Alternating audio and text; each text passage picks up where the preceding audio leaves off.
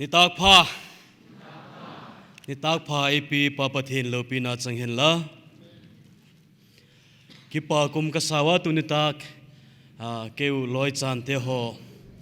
เอกเอาจูมากิมังจะเทเดงาหุนพาเลปิกเจกุนามาสาน local committee เขาจูมีปีเตเลปัทิจุกิปากตุกองเกนมาสาเฮเกี่ยวฮีหุงกินนอโลดิงกะฮิวะหุนเลปิกตุกอยตากเจกินถูกข้าตะการละจุดตุปอยโมอินตินหุงกินนอโลดิงฮิละจอมจ่าหุงเกนดิเกยจอพาเลอุณาปามุงบอยน์ลาหงสันนาลายดิงจอพาเล main speaker อุณาปาเอวันเอ็นทางส่วนเปาอามาหงดิงนาลายดิงเฮ้อามาสาน introduction หงเนมาสังกัดินตูนตาคุณาทูเอเกนสักตูดิงอุณาปา evangelist เอ็นทางส่วนเปาข้าเวอุนิสละกิปาคุมินเอกิทันละกิปากอมา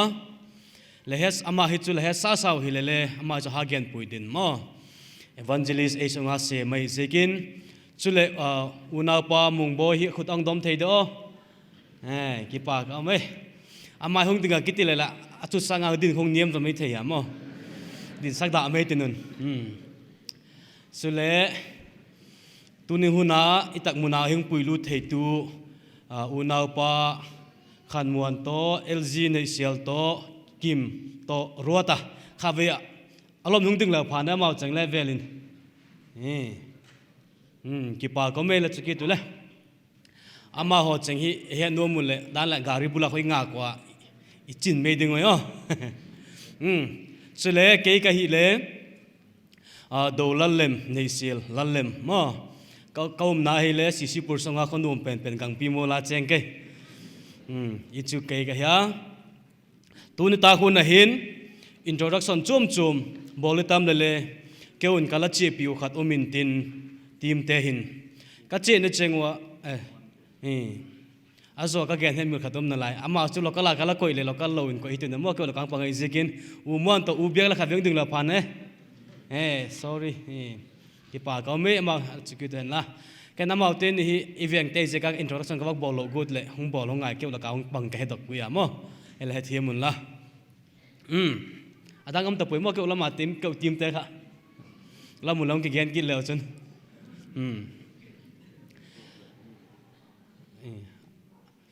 อุเบกตัวอปันนิวะอามาเต้นนี่ค่ะดิ่งไว้นี่เวียงนัวมั่วอามาเต้นนี่เวียงนัวมาเหี่ยวะอามาอุจจาระให้มาดิเลยเหี่ยวะมั่วแกสร้างอินเลยtestimony เกียนดิ่งอาหงดิ่งก็เหี่ยวก็เกียนมาอินทิลปุ่ยโมขัดเลนี่ awareness campaign ก็ละบอลสิกุอิจูหงเกียนดิ่งก็เหี่ยวตัวเลตัวหินก็หิ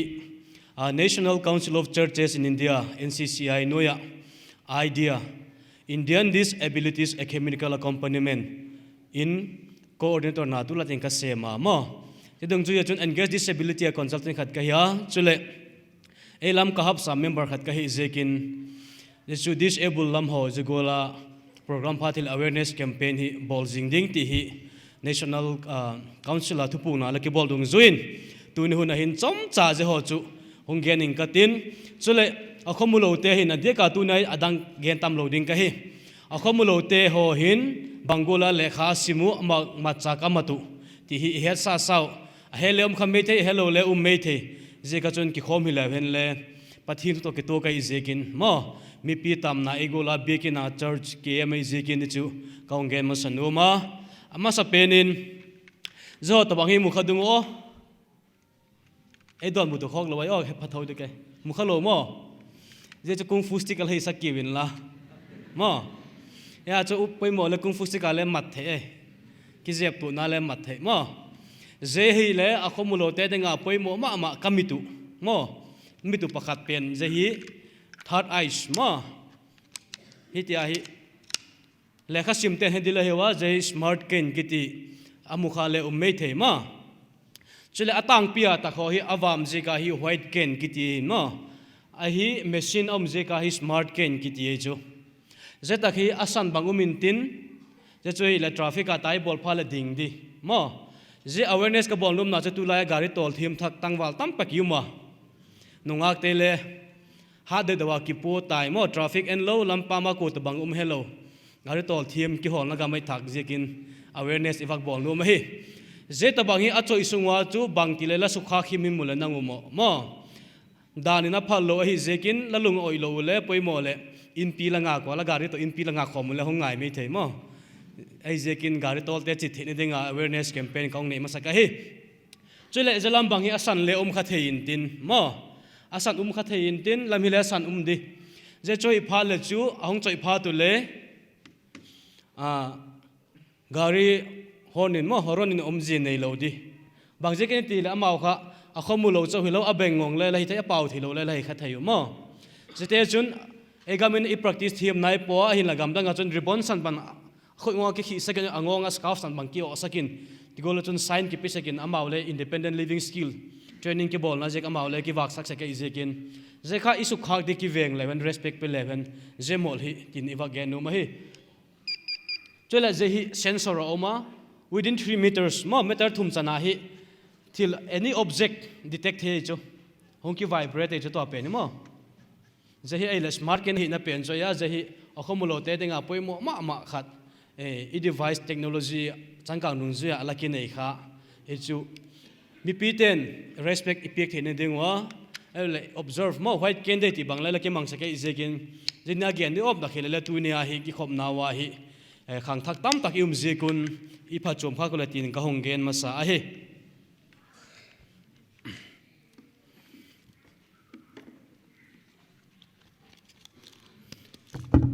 sorry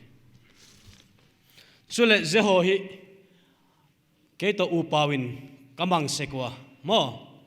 akhomulo te le khasim na le khazik na board kiti pen chu je hi le braille zik na slate kiti mo je hi ako khato maintain za ko khat sunga hi lama hi akok son pagukumai sel khat sunga hi bom khat sunga hi zai pagukum kha akala hi paper ki ko in hitia hi left right to left fa hi ki zigzag mo nangwa to ki bang lo de ka penu le ke pen chu je ho he chu na mu phadung o nung lama te khan mu phalu dan le the o he chu sukse chu phal lo de zo hi lam ka sungwa ki jok loi bazara ki mu zo loi a hoi lo banga mo je stylus ki tin azum kha to min tin a hi mu min tin hitia hi ki sunin Bible zilon hedilo Hebrew ki zik pha ko le right ta ki panin left ha ki zo ma zigola chul right to left ha hi ki zik in tin hita hi ki sunin abc kha ki sim a hi je chu akhomulo ten le kha sim naw pakhat jati lo chun le match board ho chum ama zo chu kong ki pota po a hin la tang pi bagen num ja jem ki po ma sa a hi chula jahi Bible hi rom zi kai Bible hi le kha bulaka apan pen ti gola hi umin tin je za hi in 43 volumes ma 43 volume busom li labu thuma sanga sa zawahi Bible braille ki nei complete tunta kona bonang poding nang chu toila te nang popi ungai demo ai je ken tong ka dei na la ka poimo na la ka ung pok se kwai te gola hi jai ei pawa nai lo paw chap na he ding ei pawa pai te pawa lo tha do pawa he pawa lo ei notice a mizo in nei khasin la neu cha nei to hai manipuri akiprin proofreading chi lai tak adang chu petition akibol zinga aki move zinga German Bible Society to ki hope ma zingin pathian le mesak pi a hi le kum khat kum ni zol e pa wala hong sim the dinga hi tai braille Bible mo akhomulo te dinga hi ti hi ichulung gel ki nei zekin nula paten ko chum ten pau cham na ha he tai le he pi dingwa kaung ge na hi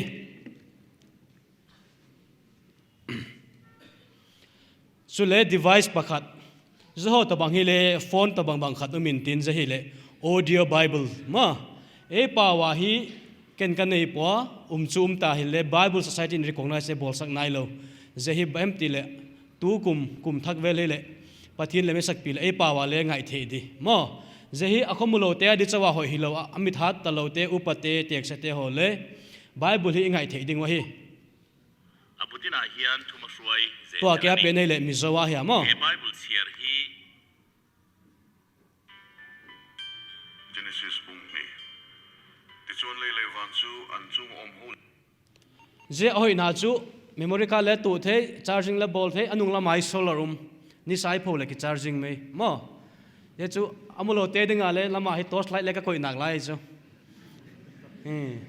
upa loi na umwan loi na mat phat chung pha ku le te mo apoi mo le radio le fm le support na lai mo a hela dango chu so dai tunun abang chu le zetak bang ni le ei sunga le apoi mo zikin thum na I ha pandingu ti ka gen no ma hi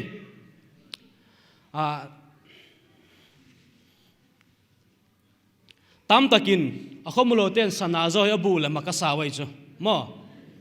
naula mak samete ke ya hi a company hoite Titan company na lai chu lam kai ki mulo me thei ma a hin la amulo ten gori bu la min mak sama ma sanai bu la mo ai la ke advantage na chu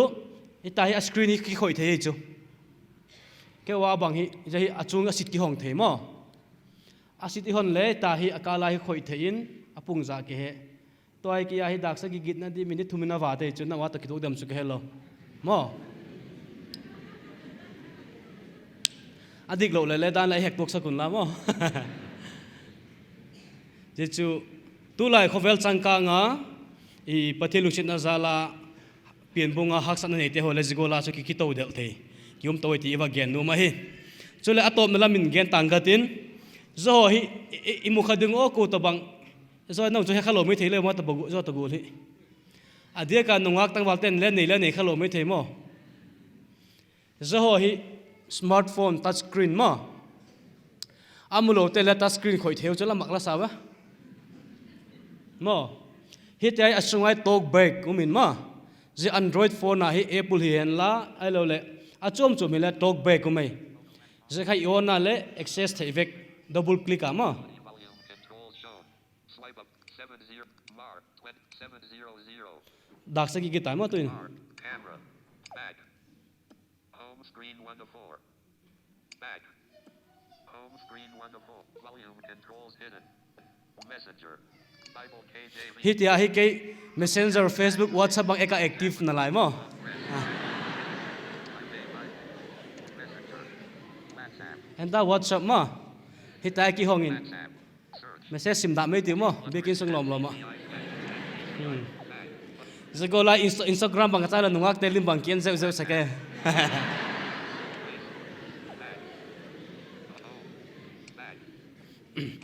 zagola chun computer bang access akibol thein ma software zob access with speech ti ki thunin je chun a screen aung che hung simin zagola chun lekha kisima braille to tapang ko pa audio bible ho to ki thua lekha kisim se ka hi je chu akhomulo ten lekha kasim da nu a hi chule ka testimony chama chamba gen katin ke ka hi le ka pi na pat khomulowin kala pieng po kumsang ni le sagi 2007 August 23 ni khan thingtang lama ka gam wang na wa kisukha in methala ke kap kha in kamit khomulo na hi ahung ki pana zenunga chun keile zelaya chun he kha tam pak umme thela hi wa mo lam ka sunga hin sport vel ala ki chi ala ki tai vel new lam ka tangkwang stadium lak manchester stadium bola ki ha pek man ma thoi ile chule Rayban school hin zikum khan metric kala chai mana tidana chun ala umin zenunga chun kumni kumthum ki cholin Mizorama scholarship home for the blind Salvation Army te et Kolonoya valutin the chun college te hawakai kiten je braille to pen ho hiwa simin ma so chun college degree bang bia ba hungzawin zenunga chun patilu se na changin Bangalore computer basic course akhomulo te zil na mong in thaguk sung kawazil kita je zo chun pathinin kanewa pat kalatup ai pi ai ko na sangdingin bible simdingin kele kala luta 2016 kumakhan United Theological College Bangalore UTC akhun hele mitinun ma ei zominam ni hola ke mangsek chom program ke mangsek ei zing college akhan ichun kela kumli wamin BD Bachelor of Divinity wa zawin tidana chu ningkum 2020 akha lockdown nei home zekin huning po thailo maleng kum pawlama hong po tin tia hi una pa evangelist paulo to ki thua pathin thuena wak sek ke hiu chule tu la tu in ka tang ka gen goal khan NCCI noya pathil lu sena changin semna nel cha tabang contract basis le AP wa chu all India ko chum lama coordinator na ki tu disable lama isekin imo pok na alena meeting nei tamanga ya zeka cho awareness campaign tam thai pen nei ding zeka thu puk na cho hi le bai meti le ko chum te hi inclusive church ma hope zo ko chum hi dingai Christian eledin goal khan tu hin le ding thang lo kan no ma hi ka ki pak na ma chu eu ko chum te hi bekin salai hi wa tu ta khunin ka hong check man nai po bekin hi dan le el het hi mun la azek chu mung bo hi puk zo hi mo umuan hi ki pozo lo ding ai chu wheelchair bang ke tol tale rem om na dio ama hung tai to theina ding hi mo zakha building committee na elangai to sakun la icm nai le ulale mo gun theina la hi chule stage chung lama hong kal ni na hala ka ki sui man tawa mo zo ha ke culture khata ya je ram ho elole wheelchair ma theide ding baking sunga mobility access ni dekha zeka elangai to sak thai ham lo chun kan no ma hi ichu NCCI le engage disability apat requires kong bol no phi hen la infrastructure school hi hen la organization chom le building hi le zigola chu disabled friendly a isak ding wai ti chu ke a pat kong ge nu min tin chu le kampau mat dik kilom di dan auma tuni ta khan le khat kong he a gen lo de ka ti le kong he dok thut ki ta la sa ding in born in ding hi ti mo evek in ding ni ti mo ading thelo hun tiang ki umme the evek ading khai thelo isekin ading the chang ding hi ti ti be kha kam pau ho mo je ho cha cha kha iko chom sunga iman dingu mo upalam bang ading zo lo bangala umme the mo nu atek se lam ho bang ele ading the chan ding hi ti mo ading zo ham chan ding hi ti ho kha kam pau inclusive language mo je kha mang the le hen ti iwa ki chel so na he chula tu ta khun na hin kayu chejek thip je ka hung ka hi powa no hun phale pi dung zoyun lengte pan bung sagi na panina lengte panina bung sagi na eta hi chun phak pali te kha pathin amang cha agal teu galzo na amu sakwa chule samari khopi sipam laya siria te sapai te kha phak pali te je kha tai mangiu ti kha imu a hi ai la zelai taka nek ding chak ding amu phak pali ten samari khopi ki la thiding te avahil golu khan zet hil pha amu kha avagenu golu khan keun le chanchin pha krista happy na chanchin pha ka donu ka ki pak naw hi mo nawanga pong nom ka hi zekun tunita khuna hi lamawa hongding zo ka hiu ke hoi chit na thep na nei ka hi powa thagawa le hat chum la hi dek lo ki bang vek mo abang chui le ki pak na thu be ki pong hala ki kal sunge ti zeka chung kal sung ka hiwa chule zil na lama khan dan le ho tu pa na tam zo le aman hungen to zon tin hun ma ko ta koi tam zo ka tin tu hin chan chi kan hun wak lang ka tin ke hun chai na the komin mung boin la khat sak sakin tin pha chule una pa pawin hunung la zom dinga hi tuin mung boy wa ko hi la sa dingin to na tum na chi la kon sa di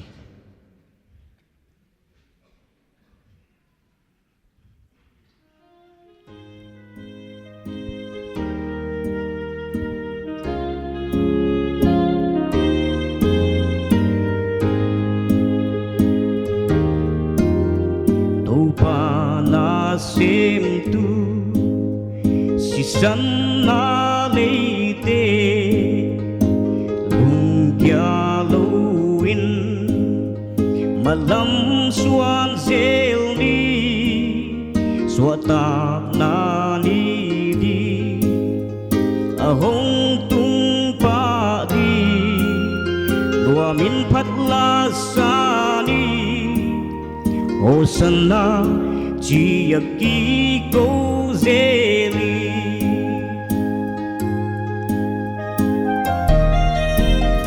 Sina lim guama Sual gal do dingi Tu pan hon cha Palai hang san te Epi tu ohi sang lâu tiếng na ya wani ku kal ta ki epina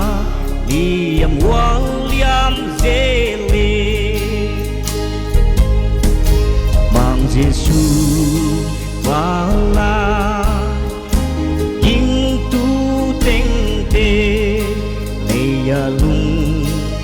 kham min huy bằng mau dung lê tên chia min hiền lâu na có pi tun chia rồi là tum na tôi phát lại lem ta đi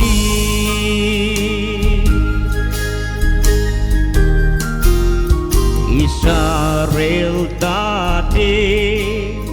kanana zuan hoa mei le mei pi api zel bang ni happy tu to pa on pi zel dinga si nai nai zong ni mang Jesus on pai san lâu đi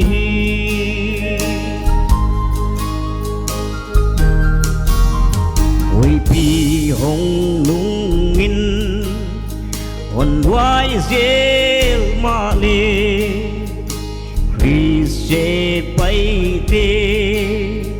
a hon dal zo lo idin na suang pi tang tôn suang pi tang tôn a ling ngei lo mang Giêsu a kapit tôn tung đi mang Giêsu ya la ging tu teng te ngày ya lung kham min huy bằng màu rong lê tên chia nghìn hiền lâu na có pi tun chia rồi là tum na tôi phát lại lem ta đi